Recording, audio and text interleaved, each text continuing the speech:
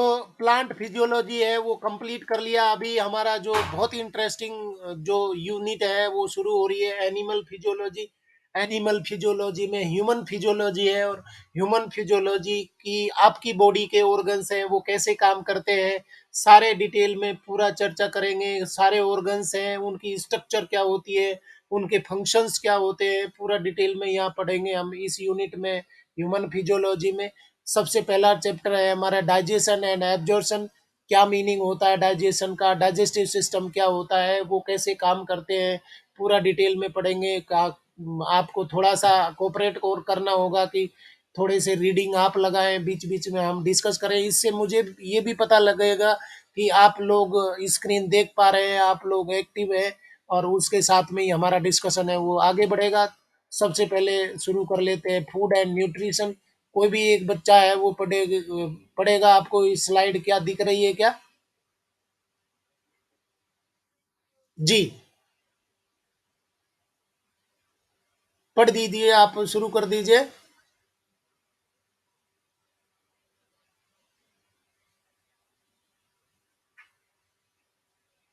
ऐसा ना करो भाई। फूड है। हाँ हाँ हाँ।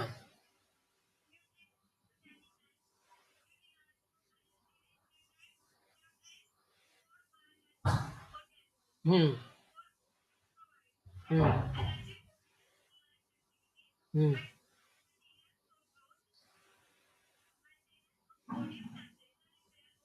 जी, फूड एंड न्यूट्रिशन का मतलब क्या है? सबसे पहले हम न्यूट्रिशन की बात कर रहे हैं। न्यूट्रिशन का मीनिंग होता है कि एक टर्म यूज करेंगे हम, न्यूट्रिएंट, जो 10वीं क्लास में भी आपने पढ़ा है।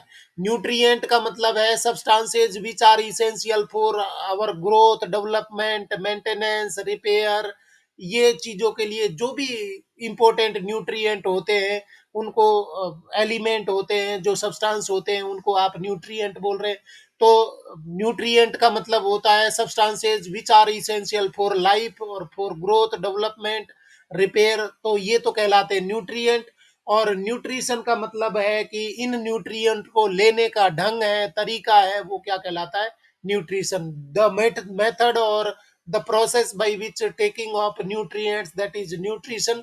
और ये न्यूट्रिशन है आपको क्या प्रोवाइड कर रहे हैं?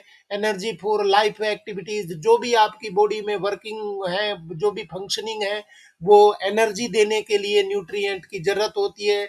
आप प्लांट फिजियोलॉजी में देख चुके हैं कि रेस्पिरेशन के द्वारा फूड है वो ब्रेक डाउन होता है, ग्लूकोज है ब्रेक डाउन होता है, और वहां पर एनर्जी मिलती है। ये एनर्जी एटीपी के फॉर्म में स्टोर होती है, और जब भी जहां पर भी जरूरत होती है एटीपी ब्रेक होकर के उस एनर्जी को रिलीज कर देती है। तो फूड क्या दे रहा है आपको? सबसे पहले एनर्जी फॉर लाइफ एक्टिविटीज। आपकी जितनी भी एक्टिविटीज है, आपका उठना बैठना चलना खाना पीना बोलना सुनना सोचना, सबके लिए एनर्जी चाहिए होती है। तो ये एनर्जी आपको कौन दे रहा है? फूड दे रहा है। इसके बाद में मटेरियल्स फॉर ग्रोथ। आपकी बॉडी के लिए जो भी सब्सटेंस चाहिए होते हैं, जो भी कंपाउंड चाहिए होते हैं, उनको देने का काम करता है फूड है वो। मटेरियल प्रोवाइड करता है ग्रोथ डेवलपमेंट के लिए। साथ में ही मेंटेनेंस ऑफ बॉडी टेम्परेचर, आपकी बॉडी का टेम्परेचर मेंटेन करने के लिए भी न्यूट्रिशन है वो इम्पोर्टेंट रोल प्ले करता है। और रिपेयर ऑफ टिश्यूज, बॉडी में बहुत सारे ऑर्गन्स हैं, वो टिश्यूज हैं, वियर एंड टीयर होते रहते हैं, टूटते फूटते घिसते रहते हैं, तो उनको रिपेयर करने का और डैमेज हुए ऑर्गन्स को रिपेयर करने का काम है वो भी फूड प्रोवाइड करता है, सब्सटेंसेज हैं वो प्रोवाइड करता है। तो इस तरीके से बहुत इंपॉर्टेंट है फूड और न्यूट्रिशन। इसके बाद में आपकी बॉडी में न्यूट्रिशन है वो कहाँ कहाँ से मिलता है, न्यूट्रिएंट कहाँ कहाँ से मिलते हैं, फूड न्यूट्रिएंट्स है कौन कौन सी चीजें होती हैं, फूड स्टफ क्या क्या होते हैं वो देख लीजिए। फूड में, फूड न्यूट्रिएंट में कार्बोहाइड्रेट्स है इंपॉर्टेंट है, एनर्जी गिविंग सब्सटेंस है, प्रोटीन्स है, साथ में फैट्स लिपिड्स है, विटामिन्स है, मिनरल्स है, वाटर है, ये सब चीजें क्या होते हैं? फूड न्यूट्रिएंट का काम करते हैं। और ये फूड न्यूट्रिएंट्स हैं हमें डिफरेंट फूड स्टफ से प्राप्त होते हैं। The water plays an important role in metabolic processes and prevents dehydration of the body. आपको वाटर है वो भी एक बहुत बड़ा रोल प्ले करता है, क्योंकि जितनी भी बायोलॉजिकल रिएक्शंस होती हैं उनको मीडियम प्रोवाइड करने का काम है, वो पानी करता है। मिनरल्स हैं वो भी एक इम्पोर्टेंट कॉन्स्टिट्यूएंट बनाते हैं। विटामिन्स हैं वो आपको प्रोटेक्शन करने में मदद करती है। कार्बोहाइड्रेट से डायरेक्ट एनर्जी मिल रही है। प्रोटीन्स हैं स्ट्रक्चरल ऑर्गेनाइजेशन बनाने में और प्रोटेक्शन में काम आती है, साथ में एनर्जी गिविंग सब्सटेंस का भी काम करती है। फैट्स हैं वो भी आपको स्ट्रक्चरल ऑर्गेनाइजेशन में और एनर्जी गिविंग सब्सटेंस देने में मदद करते हैं। तो कहने का मतलब है ये सारी चीजों से मिलकर के आपका क्या बन रहा है, फूड न्यूट्रिएंट्स बन रहे हैं। इसके बाद में नेक्स्ट बात करेंगे हम डाइजेस्टिव सिस्टम। क्या मतलब क्या मतलब होता है डाइजेस्टिव सिस्टम का। जो न्यूट्रिशन में जो सिस्टम इन्वॉल्व हो रहा है उसको हम डाइजेस्टिव सिस्टम बोल रहे हैं।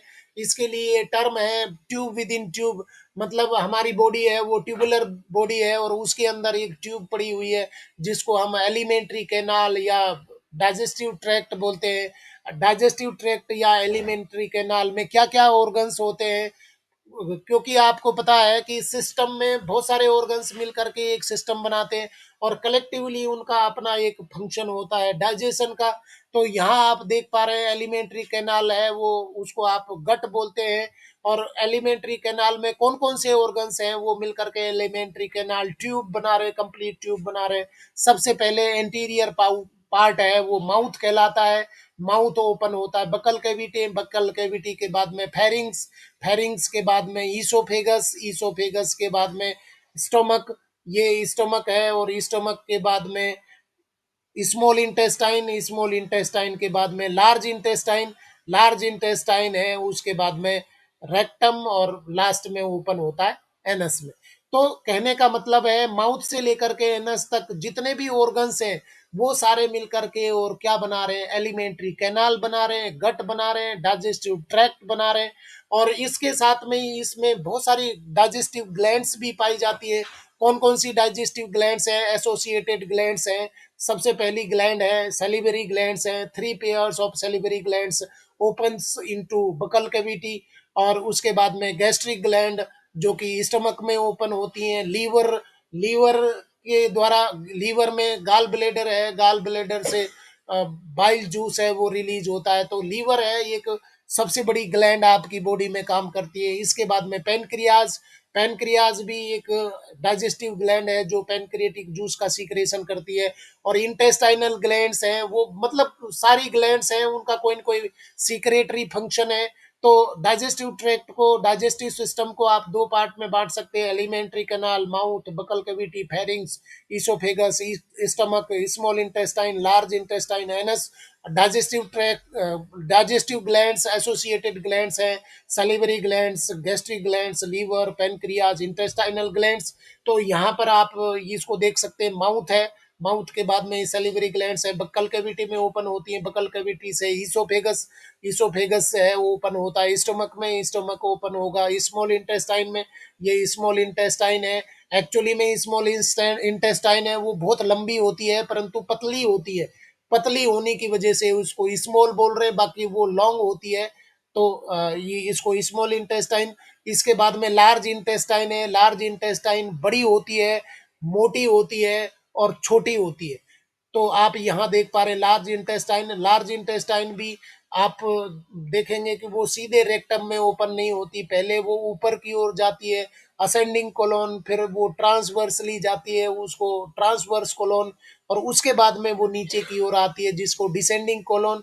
लास्ट में वो ओपन होती है रेक्टम में, और रेक्टम ओपन होता है एनस में। तो आप आपकी बॉडी में इसकी लोकेशन है, पोजीशन है, उसको भी समझ सकते हैं। इसके बाद में सबसे पहला पार्ट हम शुरू कर रहे हैं, माउथ, बकल कैविटी। माउथ है जिसको आप कह सकते हैं कि ये प्रोटेक्टेड रहता है, गार्डेड रहता है लिप्स के द्वारा। और लिप्स के बाद में यहाँ पर ये टीथ पाए जाते हैं। टीथ के बाद में वो जो ओपनिंग है, जो कैविटी है, इसको हम कहते हैं बकल कैविटी। तो देख लेते हैं सबसे पहले क्या स्ट्रक्चर्स यहाँ पर दिख रही हैं। ये लिप्स के बाद में दो जॉ है, अपर जॉ और लोअर जॉ।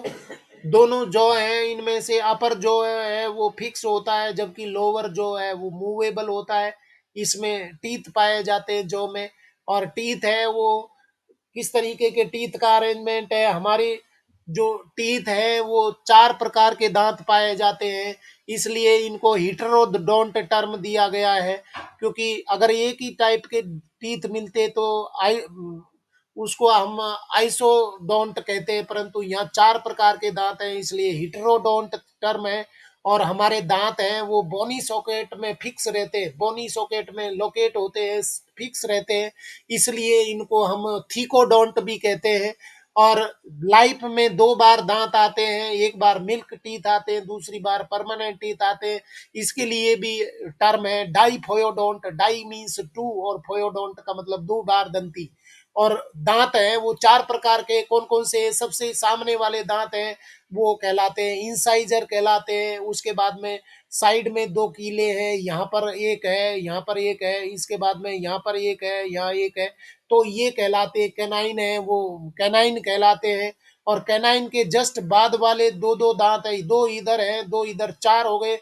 और इधर कैनाइन के बाद में 2-2 यहाँ पर है, 2 यहाँ पर है, तो ये कहलाते हैं प्रीमोलर। और प्रीमोलर के बाद में जो टीथ होते हैं, 3 पेयर्स हैं, वो कहलाते हैं मोलर्स।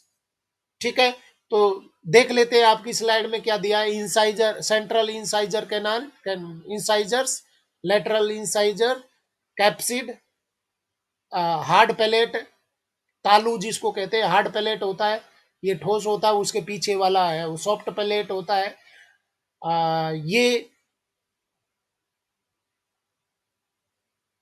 ओला बोलेंगे इसको। ओला का मतलब है कि एक लटका हुआ एक यहाँ रखा रहता है, जिसको यूला को बोलेंगे। और पैलेटाइन, यहाँ आप देखेंगे ये साइड में पैलेटाइन्स हैं, जिनको आप टॉन्सिल बोल रहे हैं, ये पैलेटाइन आपके हल्के से कलर के पैलेटाइन। और फ्रीनम, जीभ के नीचे एक धागा होता है जिसको फ्रीनम बोल रहे हैं। सब मैंडिबुलर डक्ट, यहाँ पर ये ओपन हो रही हैं, आपके जीभ के नीचे 2 ओपनिंग है जिनसे सलीवा रिलीज होती है, इसको सब मैंडिबुलर डक्ट बोलते हैं। ये लिप्स है। और जिंजीवा, गम, सबको पता ही है। इसके बाद में टंग है। और ये लास्ट वाले दांत हैं विजडम टीथ, जो अभी आपको नहीं आए होंगे, थर्ड मोलर है। इसके बाद में ये 2 फर्स्ट और सेकंड मोलर है। और 2 कस्पिड्स हैं, सेकंड कस्पिड और फर्स्ट कस्पिड, इसको प्री मोलर कहते हैं, 3 को मोलर्स बोलते हैं। तो ये पोजीशन है, मुंह फाड़ है जिसको कहते हैं, वो ये आप समझ सकते हैं। क्या बोला है स्लाइड में, देख लेते हैं। Mouth to receive the food, ingestion जिसको कहते हैं, क्योंकि हम होलोजोइक न्यूट्रिशन हमारी बॉडी में होता है, और होलोजोइक न्यूट्रिशन में 5 सब स्टेजेज होती है: इंजेशन, डाइजेशन, एब्जॉर्शन, एसिमिलेशन और एक्सक्रीशन। तो सबसे पहला स्टेप है वो माउथ में होता है, जिसको इंजेशन बोल रहे हैं, to receive the food. Buccal cavity, oral और माउथ कैविटी, ये पूरा अंदर का एरिया है, इसको बकल कैविटी बोलते हैं। Consist of palate, roof, teeth and muscular tongue, इसमें ये रूफ मिलेगी जिसको पैलेट बोलते हैं। Hard palate, soft palate, teeth पाए जाते हैं और मस्कुलर टंग मिलती है। Palate has anterior hard palate and posterior soft palate, ये अभी हमने चर्चा करी, ये हार्ड होता है, पीछे सॉफ्ट होता है पैलेट। तालू, tongue is a muscular organ attached to the floor of oral cavity by the frenulum, ये सॉफ्ट होती है और फ्लोर से अटैच रहती है, किसके द्वारा? फ्रीनूलम के द्वारा जुड़ी रहती है। Tongue has small projections called papillae, इस पे स्मॉल ऊपर की ओर स्मॉल प्रोजेक्शंस पाए जाते हैं, पेपली पाई जाती है।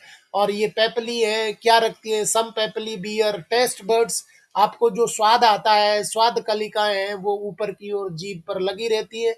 At the back on either side of tongue tonsils present, आप यहाँ देख पा रहे हैं टॉन्सिल पाए जाते हैं, जो कि आपको इम्यूनिटी प्रोवाइड करते हैं।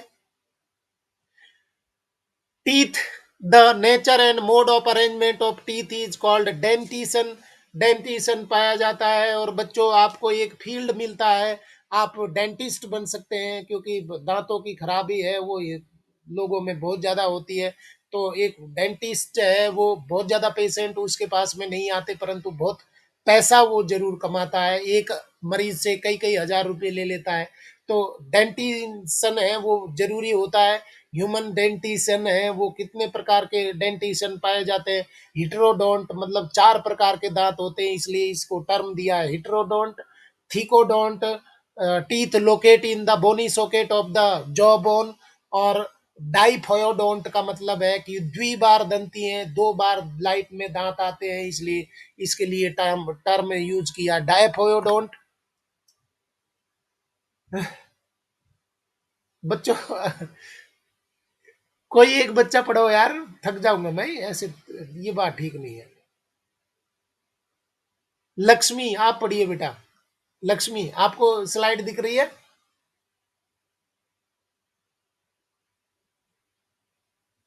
लक्ष्मी।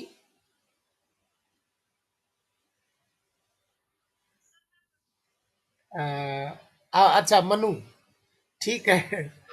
ठीक है मनु, पूरा पढ़ना है, यहाँ से पूरा, यहाँ से शुरू करना। हाँ नहीं, यहाँ पहले से ही एलिमेंट्री के ना। हाँ। हम्म।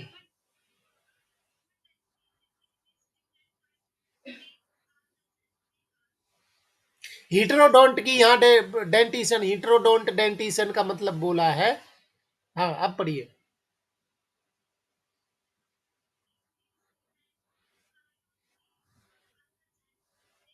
हम्म। इंसाइजर्स। हम्म।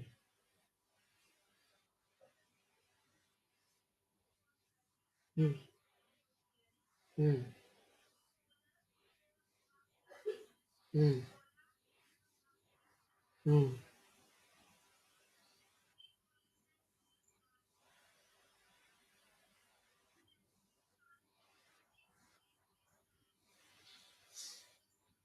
हम्म। ठीक है, तो यहाँ पर ह्यूमन डेंटिशन में सबसे पहला टाइप का क्या बोला है, हिट्रोडोंट डेंटिशन बोला है। हिट्रोडोंट का वर्ड मीनिंग क्या होता है, 4 प्रकार के, सारे के सारे दांत एक जैसे नहीं है। अभी हम यहाँ देख पा रहे हैं और वैसे भी दांत देखते रहते हैं, तो सारे दांत एक जैसे नहीं है, इसलिए उसके लिए टर्म क्या है, हिट्रोडोंट है। It means different kinds of teeth are present. कौन कौन से टीथ है? दे आर इंसाइजर, जो सबसे सामने वाले दो 4 दांत है, 2 इधर होंगे, 2 इधर होंगे, 4 नीचे वाले 4 दांत, ऊपर वाले 4 दांत। तो जो सामने बिल्कुल फ्रंट वाले दांत हैं वो क्या कहलाते हैं, इंसाइजर्स कहलाते हैं। और क्या काम करते हैं, ये कटिंग का काम करते हैं। इसके बाद में दूसरे टाइप के दांत है कैनाइन्स। कैनाइन एक इधर होगा, एक इधर, एक इधर, एक इधर, टोटल 4 दांत हैं, जबकि इंसाइजर कितने टोटल 8 है, 4 ऊपर 4 नीचे। जबकि कैनाइन है टोटल कितने हैं, 2 ऊपर 2 नीचे। इनको आप कैनाइन को बड़े अच्छे से पहचान सकते हैं। जो कुत्ते के जो कीले होते हैं, दांत होते बगल वाले, बड़े बड़े होते हैं। आप अगर कुत्ते होते तो ये दांत हैं वो बढ़ जाते। तो ये क्या हो गए, ये कैनाइन है, जो बड़े आसानी से पहचाने जा सकते हैं। और कैनाइन सी से रिप्रेजेंट करते हैं, और क्या काम करते हैं ये, फॉर टीयरिंग, फाड़ने का काम करते हैं। इसके बाद में कैनाइन के जस्ट बाद में दो इधर, दो इधर, दो इधर, दो इधर, ऊपर 4, नीचे 4, टोटल पीएम कितने हो गए, प्रीमोलर्स कितने हो गए, 8 हो गए। फॉर मेस्टिकेशन, मेस्टिकेशन का मतलब चबाने में काम आते हैं। और नेक्स्ट है मोलर्स। मोलर्स है वो 3 इधर है, 3 इधर, 6 हो गए, 3 इधर, 3 इधर, 6 हो गए। तो 6 6 12, 12 क्या हो जाएंगे, मोलर्स होते हैं। और क्या काम करते हैं, मेस्टिकेशन का काम करते हैं, चबाने का काम करते हैं। Premolars and molars are collectively called cheek teeth. गाल के पीछे छुपे रहते हैं, तो इनको चिक टीथ बोलते हैं। विच हैव कस्प, उनके ऊपर कैप पाई जाती है, कस्प पाए जाते हैं, पार्ट पाए जाते हैं। तो आप इनको यहाँ समझ सकते हैं, देख सकते हैं बच्चों। इसके बाद में दूसरा टर्म यहाँ पर हम ले रहे, थीकोडोंट। थीकोडोंट का मतलब है कि हमारे दांत हैं बोनी सॉकेट में घुसे हुए हैं।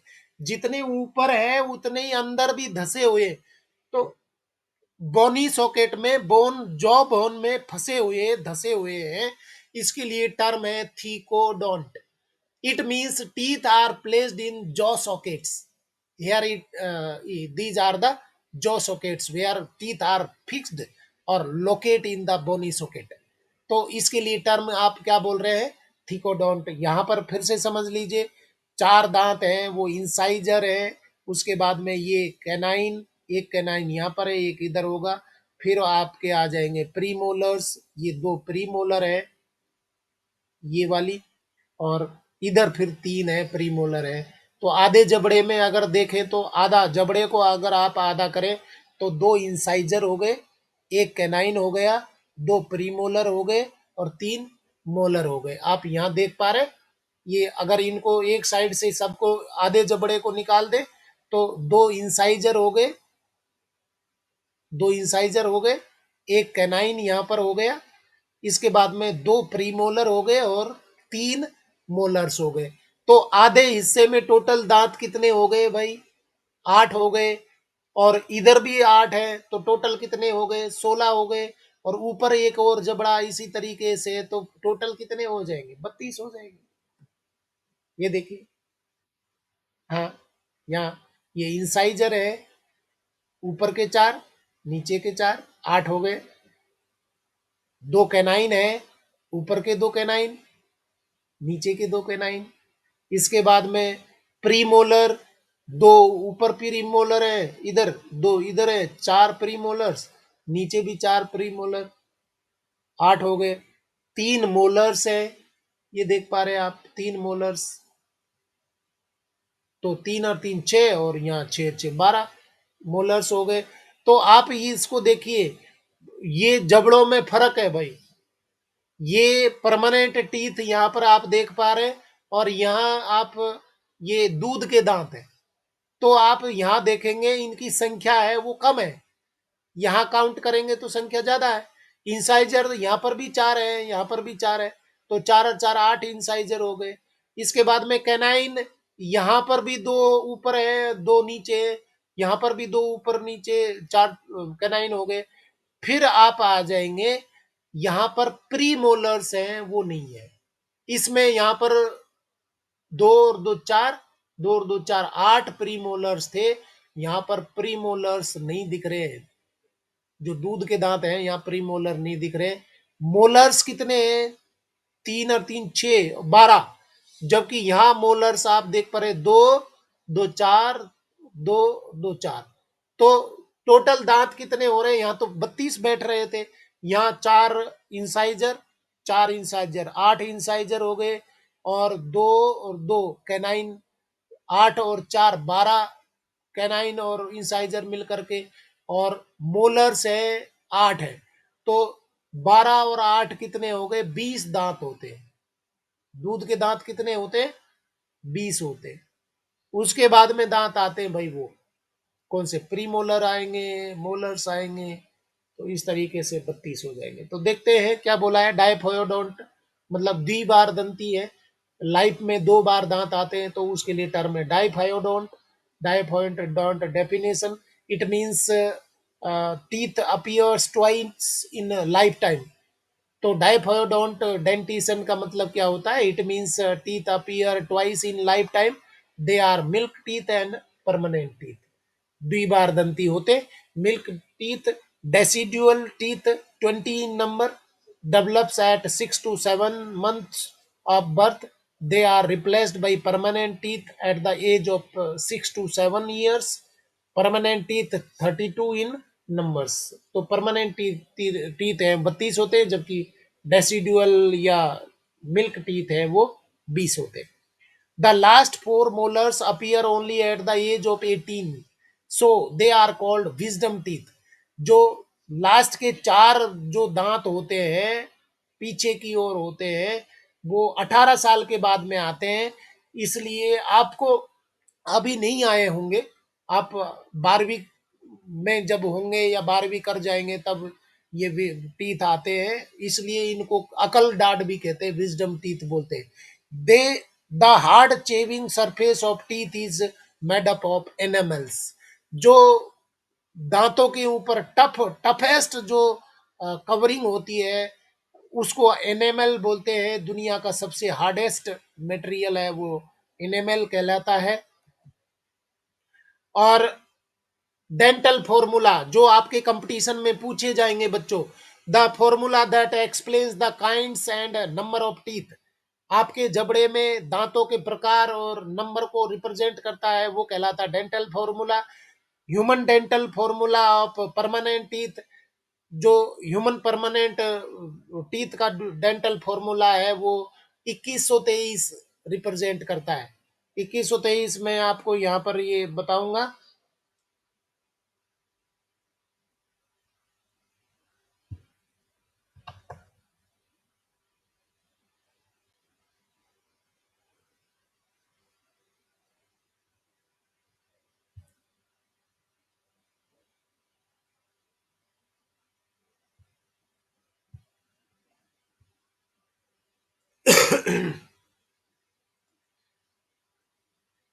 देखो, सबसे पहले टाइप का दांत है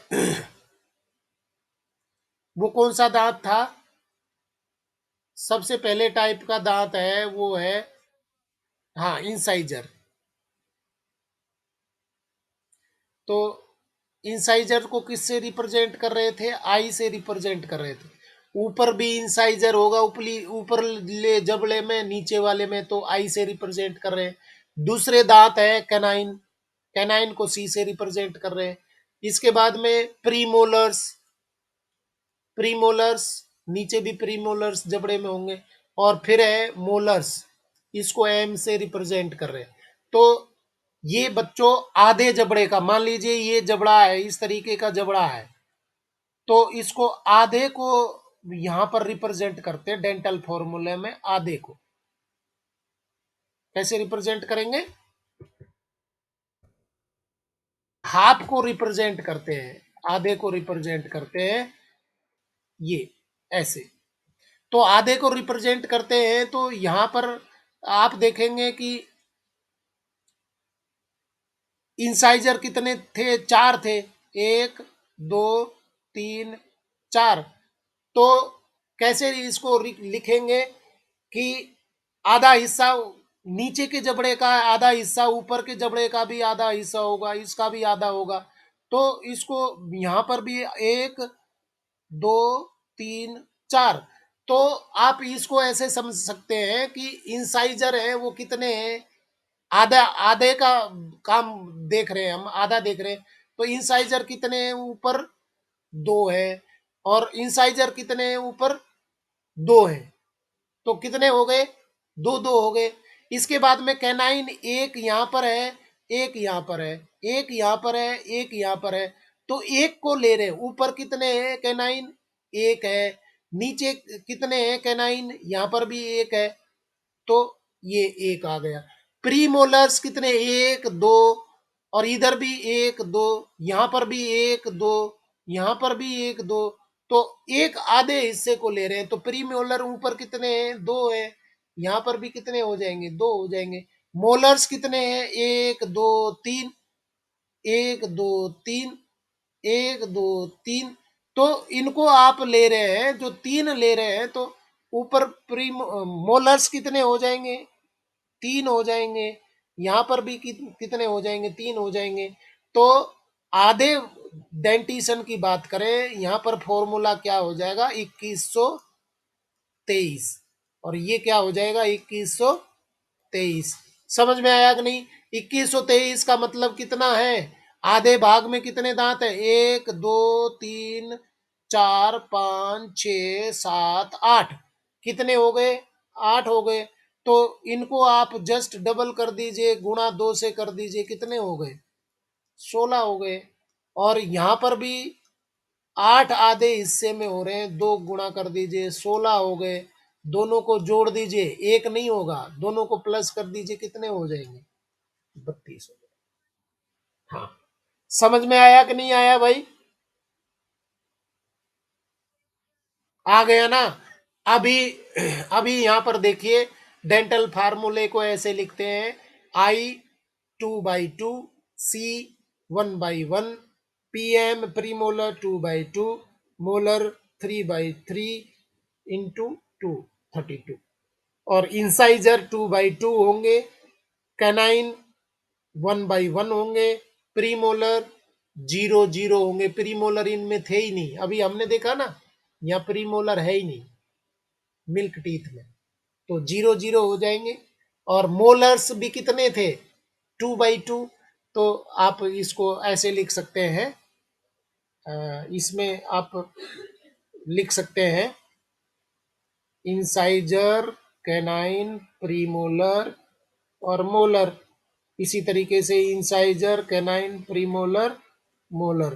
तो इंसाइजर तो कितने, 2 हैं, कैनाइन कितने, 1 है, प्रीमोलर यहाँ थे ही नहीं, और मोलर कितने, 2 हैं, बटे इंसाइजर 2, कैनाइन 1, प्रीमोलर 0 और molar 2।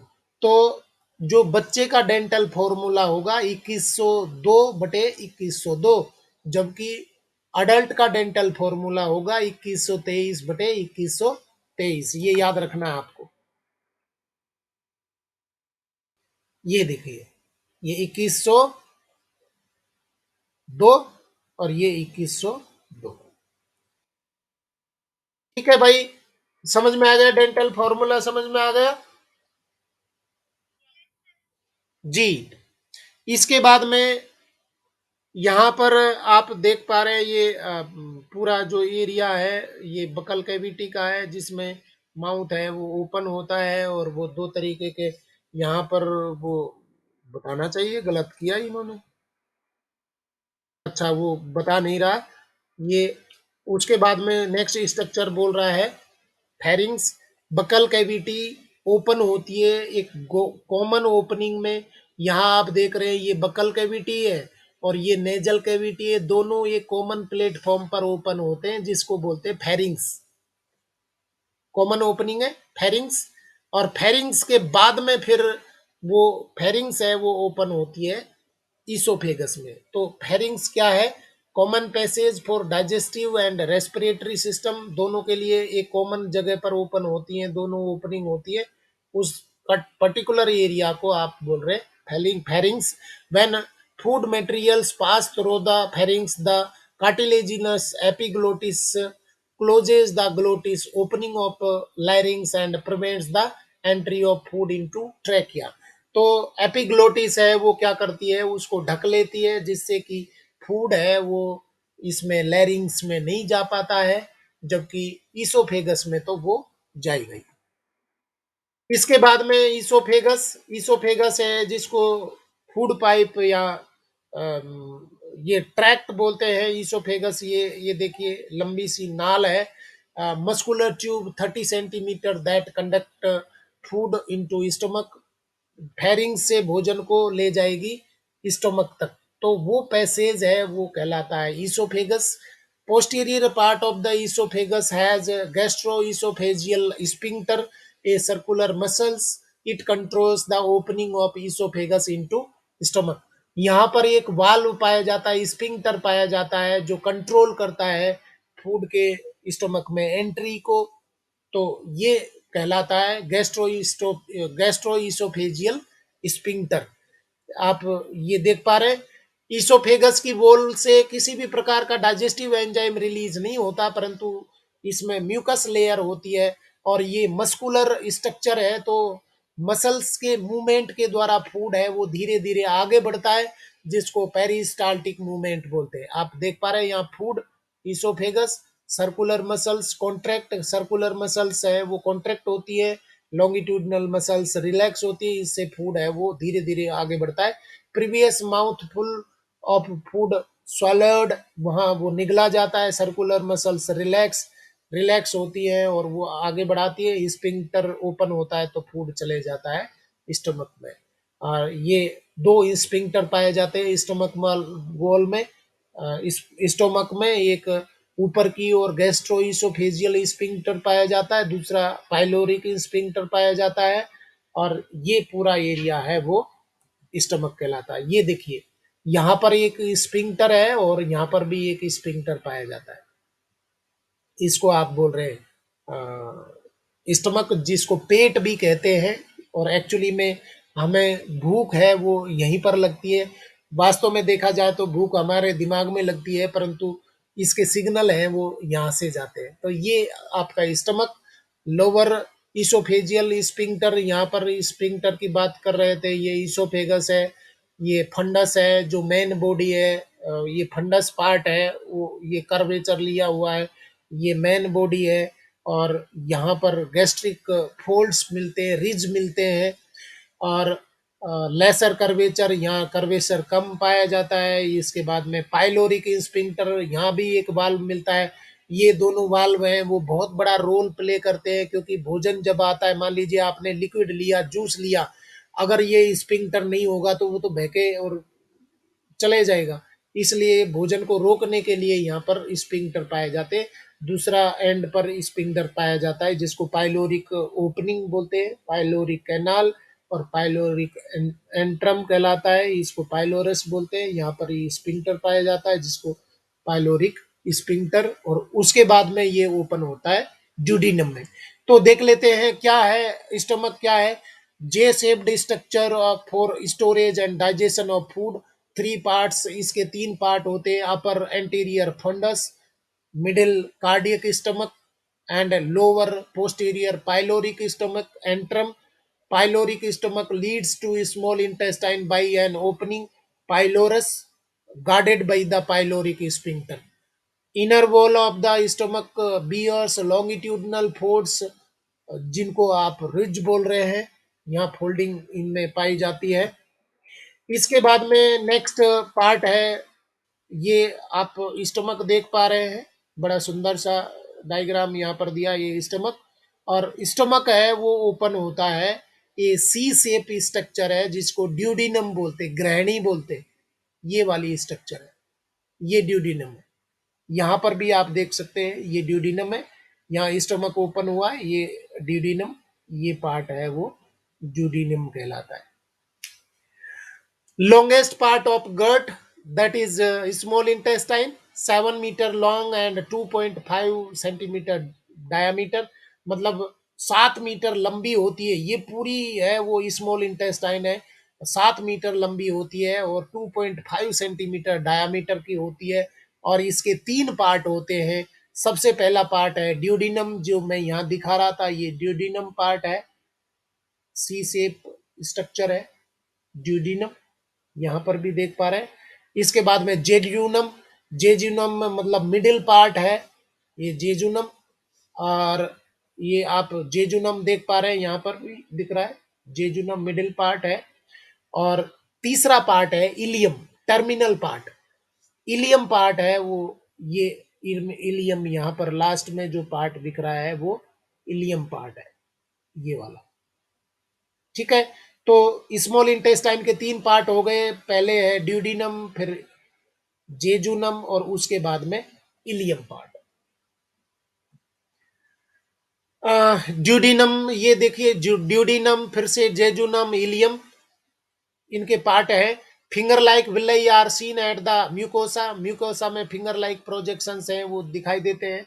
Each villus has a brush border, bordered columnar epithelium layer, layer provided with microvilli, मतलब इसमें विलाई और माइक्रोविलाई पाए जाते हैं, ब्रश बॉर्डर मिलता है माइक्रोविलाई का, जो सरफेस एरिया बढ़ाते हैं। Villous consist of A capillary network and A small lymph vessel lacteal, आप यहाँ देख पा रहे हैं, इसमें विलस में ब्लड कैपिलरीज है और साथ में लैक्टियल भी आप बीच में देख पा रहे हैं। ये लैक्टियल है वो क्या करेगा, फैट का एब्जॉर्प्शन करता है, और बाकी फूड स्टफ्स है, प्रोटीन्स है, कार्बोहाइड्रेट्स है, उनका एब्जॉर्प्शन होता है ब्लड कैपिलरी के द्वारा। और येलो कलर की यहाँ पर स्ट्रक्चर दिख रही है, ये लैक्टियल है जो फैट का एब्जॉर्प्शन करती है। इसके बाद में आ जाइए लार्ज इंटेस्टाइन में, large intestine and anus. Large intestine है वो मोटी होती है, छोटी होती है, तो इसके भी कौन कौन से पार्ट है। 1.5 metre long, it has three part, caecum, colon and rectum. तो देख लेते हैं सीकम, जहां जिस जगह पर इलियम मतलब लार्ज स्मॉल इंटेस्टाइन और लार्ज इंटेस्टाइन जिस जगह पर जुड़ते हैं, वहां पर एक ब्लाइंड ये एरिया पाया जाता है जिसको सीकम बोल रहे हैं। ये एरिया है उसको आप सीकम बोल रहे हैं। और जहाँ स्मॉल इंटेस्टाइन लार्ज इंटेस्टाइन जुड़ी हुई होती है, यहाँ एक फिंगर लाइक स्ट्रक्चर पाया जाता है जिसको वर्मीफॉर्म अपेंडिक्स बोलते हैं। और इसके बाद में सीकम के बाद में ये असेंडिंग कोलोन है, ये ऊपर की ओर जाती है। इसके बाद में ट्रांसवर्स कोलोन और उसके बाद में नीचे की ओर आती है डिसेंडिंग कोलोन। डिसेंडिंग कोलोन है वो ओपन होती है रेक्टम में, और रेक्टम ओपन होता है एनस के द्वारा। तो देख लेते हैं सीकम क्या है। It is well developed in herbivores but very small in man. ये हर्बीवोर में सीकम है वो ज्यादा बड़ी पाई जाती है, क्योंकि यहाँ पर सेलुलोज को डाइजेस्ट करने वाले बैक्टीरिया पाए जाते हैं, जबकि आप लोगों में ये सीकम है वो छोटी होती है, क्योंकि आप सेलुलोज का डाइजेशन नहीं करते हैं। Arising from the caecum is a finger like vestigial organ the vermiform appendix.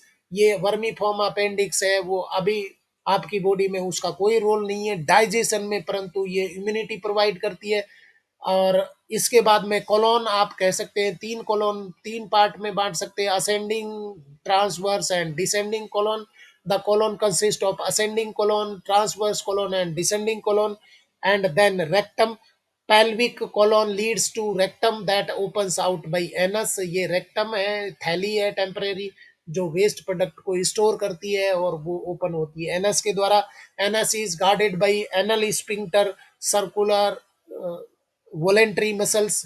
और वो फूड को जो अनडाइजेस्टेड फूड है उसको समय समय पर रिमूव करने में और रोकने में ये हेल्प करता है। तो इस तरीके से बच्चों हमने ये देखा, ये आप यहाँ पर देख पा रहे हैं। In some herbivores large intestine consist of cellulose digesting bacteria.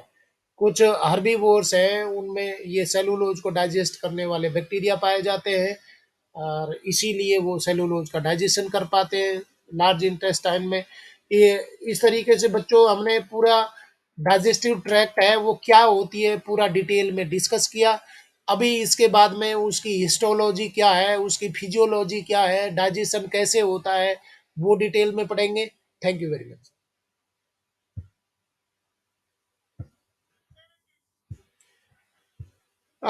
बेटा अटेंडेंस आपकी हो रही है।